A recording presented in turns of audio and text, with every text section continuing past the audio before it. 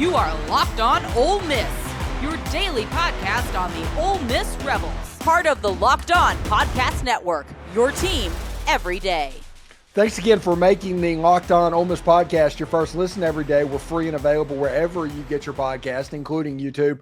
We are part of the Locked On Podcast Network, your team every single day. Hello, I'm Stephen Willis from the Locked On Ole Miss podcast, and I'm joined by Tom Vanderford, like I am every Saturday. And I'll tell you what, Tom, this is the Saturday before the Rebel road trip hits the Crossroads Arena in Corinth, Mississippi. And I need to know, is the mayor of Corinth going to be there, Tom Vanderford? Oh, yeah. Yeah, I'll be there. What are they expecting? Do you know anything about it? I don't know a whole lot about it, but I'm really looking forward to it this year. I'm looking forward to seeing a lot of friends, you know, the Tri-State Rebels Club, Kenny Carson, some of those guys. Looking forward to seeing all of them. All right, you think you're going to have to sign autographs? Nah. I think you might. I mean, at least a selfie gets taken with the mayor of Corinth. I'm telling you. Yeah, it's something pretty cool. Anyway, the Rebel road trip, two little bits of news got dropped earlier on in the week whenever they hit the Memphis stop. First of all is the Ole Miss Athletic Department, UMAA, whatever you want to call it. They're pausing all major facility upgrades, and that's expected. I mean, we've talked about this for weeks, if not months, that whenever you add $20 million worth of an expense, you put a pause on everything until you understand what's going to happen. It's just frugal if you take a break. Exactly. I know, you know, the modifications that were going to be done to Vaught Hemingway got put on hold for NIL. And, you know, you just got to understand where you're at as far as, you know, the arms race in the SEC. But like I said, when you add 20 mil to the budget, you got to cut somewhere and you got to hold on and see how it's going to work. Yeah. And everybody needs to, you know, settle down, simmer down on these facility improvements and all that, because Lane Kiffin is an early adopter. Yep. He is. We've talked about it all the time. We stopped the Vaught Hemingway reconstruction for NIL money, and you can look at what he's doing with that money to go to the roster. Yep. They're going to do something similar. They'll be ahead of the game when everybody else is trying to figure out how to survive. They'll be ready to thrive because that's the way they've always been. Isn't that wonderful? That we have leadership like that now. You know, I think back to Pete Boone and when he was at the helm. Well, listen to this. Since you bring up Pete Boone and everybody's watching this, when I was the video coordinator at Ole Miss, Pete Boone was the athletic director. And whenever it was going through football season, we'd have to order beta tapes, DVC Pro tapes, maybe it was DV Cam tapes, all different sizes, because nothing matched up, because whenever I got there, you know, you had just collected videotaping equipment for over the part of the last 10, 15 years. So a lot of tapes had to be purchased for what was going to happen. Just for football practice, you had DV Cam, you had beta, you had all different kind of cameras for the actual practice. I had to catalog and give a reason why I was ordering a tape for each and every tape that I ordered per orders of Pete Boone. Goodness gracious. Yeah.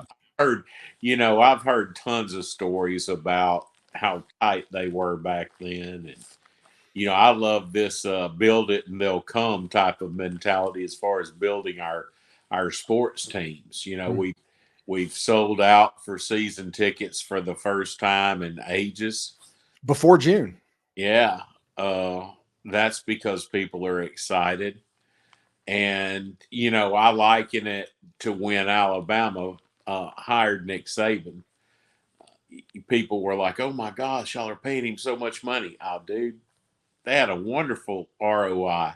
And I'm not equating our coach to Saban, but I am saying it's a similar trajectory. Yeah, Lane Kiffin right now is doing better than any advertisement, any recruitment tool, anything like that for just students to the university. Lane Kiffin is bringing people into your university. He makes $9 million a year. He probably earns every bit of it just on the fact that he brings people into the university. Oh yeah, he's a great value add. You know, we have that national footprint, and things couldn't be better. Well, we talked about Lane Kiffin. Well, let's move over to Chris Beard. The other thing that came out of the Rebel Road Trip Memphis thing is they're going to do another Tad Pad game, and it's going to be the third game of the year per Chris Beard. And this is silly, Tom. I mean, whenever they were building the pavilion, I sat there and watched the webcam as it, I was so excited and everything else. And they got in there. All I wanted was for this building to be done and Ole Miss to have a good basketball facility to play in. That's all I wanted. And now whenever they announce one game at Tad Smith, I'm like, yeah, let's do it. It's nostalgic. We always wax nostalgic for our youth. And that's part of it. Yeah, somebody needs to wear like Marshall Henderson, his number. We need to, have some semblance of a throwback in that game. Okay. Oh, yeah. I'm not talking about the throwback to the 2002 basketball team. And I'm not even talking about throwback to the Coolidge Ball. I do not like those Ole Miss jerseys anyway. I am talking the Gerald Glass Ole Miss jersey. That needs to be the throwback for this game. Just do it. The white jersey, just do it. Yeah. That's a great place to spend money. And, the university, if they put it out there for fans to buy, I think a lot of us older folks that have disposable income would eat that up. I think it'd be a win-win for the university as well. Ole Miss basketball would be very smart. Now, Ole Miss's basketball uniforms right now, they're pretty. They're legitimately good-looking uniforms right now. So I'm not complaining about what Ole Miss has. But I think the white jerseys, the home whites, should be the Gerald Glass era with the red numbers and the old English-looking letters and all that. The road jerseys need to be basically a road version of what Ole Miss's throwbacks were a year ago, the Justin Reeds. Oh, yeah. And then have something else, and then a couple of modern jerseys, and that is your strip. I think that is, you do that, you're fine. I don't think the powder blue, for whatever reason, works for basketball at this point. I don't either. So I think we need a more traditional color scheme for basketball, but that's just our opinion, right? Yeah. What about this? I just had a thought. Okay. Yeah. Powder blue jerseys, but everything in the template is from the Gerald Glass era. Oh, that would be kind of cool. Yeah. I think if they're able to put, the powder blue with the red writing and everything, the white outline on it, I think that might work. That might. I mean, I never was into the powder blue with the script M. No. But that's but I think it looked thrown together. I don't know what it is, and I know that's the style. Arkansas does something similar to that with like having a razorback on the front of their jersey. Mm-hmm. So I mean, that might just be the style of take a secondary logo and just put it on instead of a word mark. But I think that they need to mimic the Lee Hunt, Bob Weltlick, that era of Ole Miss basketball as far as uniforms, because uniforms, the navy blue uniforms that Gerald Glass wore may be the best uniforms that Ole Miss has ever had, period. Awesome. Yeah. So, and I just think we need to get back to that, but that's just my opinion. So anyway, thanks again for making the Locked On Ole Miss podcast your first listen every day. We are free and available wherever you get your podcasts, including YouTube. But when we come back, we're going to put Tommy on the hot seat, and he is going to tell us all about why his top 5 wide receivers list reads the way it does. So Gametime is the place to get your NBA Finals tickets. They have killer last-minute deals, all-in prices, views from your seat, and their lowest price guarantee. Gametime takes the guesswork out of buying NBA tickets. They have views from your seats in the venue. And it doesn't have to be an NBA venue. If you get like your Ole Miss Georgia tickets, because you're going to have to go through a secondary seller to get a Georgia ticket, well, they've got views from your seats in Vaught Hemingway, so you can see exactly what it's going to look like. They have the lowest price guarantee, event cancellation protection, job loss protection. Basically, customer service is at a high level. So take the guesswork out of buying NBA tickets with Gametime. Download the Gametime app, create an account, and use code LOCKEDONCollege for $20 off your first purchase. Terms apply. Again, create an account and redeem code LOCKEDONCOLLEGE for $20 off. Download Gametime today. Last minute tickets, lowest price guaranteed.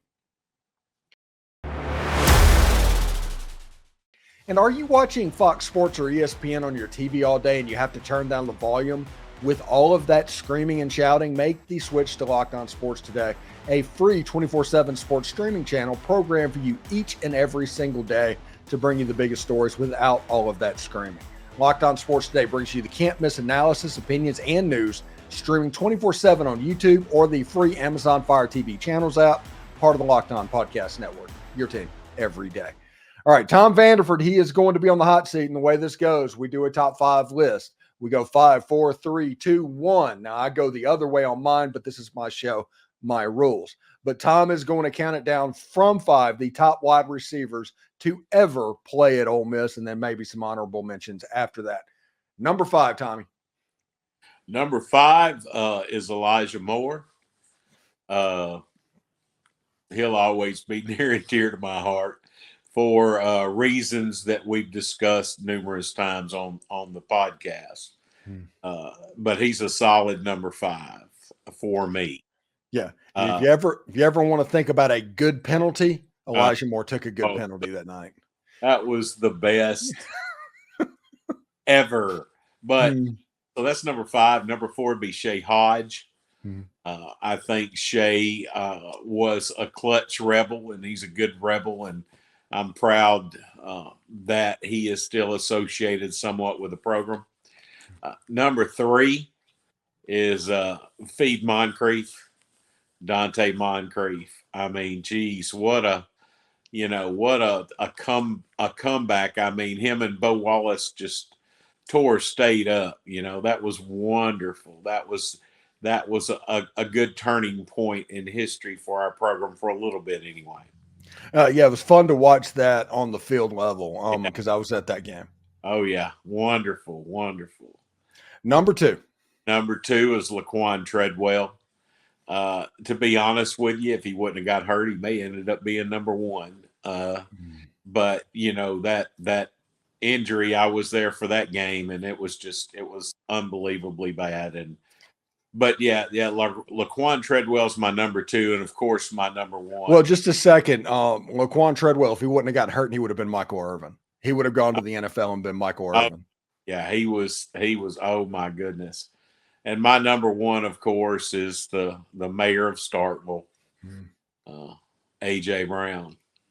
Yeah, and you can't really. That's a pretty good list. The only difference between your list and my list is you put Elijah Moore in. I put Chris Collins in. Yeah. I think Chris Collins being Eli Manning's security blanket, that kind of means something. So that's where we differ.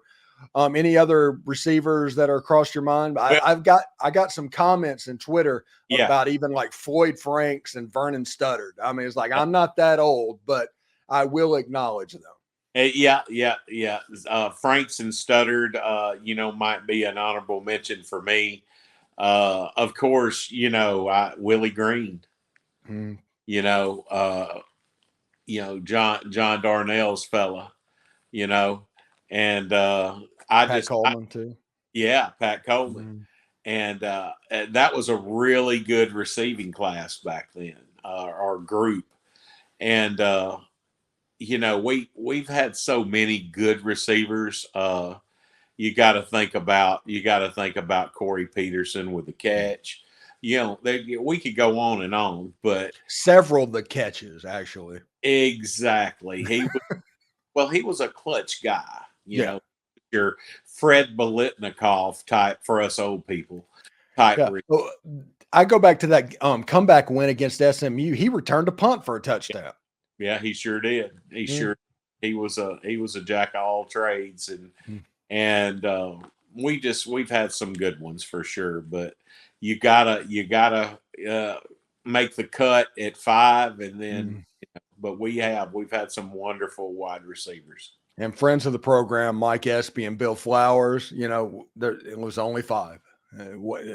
Not anything personal. Great players, great Rebels. Yeah. Just not quite on the list. Anyway, thank you for making the Locked On Ole Miss podcast your first listen every day. We're free and available wherever you get your podcast, including YouTube. We're part of the Locked On Podcast Network, your team, every single day. Tom Vanderford comes in every week to talk Ole Miss sports with me, and I am appreciative of that every week. But I do want to thank you, buddy. Hey, man, thank you for having me, and hotty toddy, everybody. Yeah, and say hey to Tom at the Corinth Rebel road trip stop. Oh, yeah.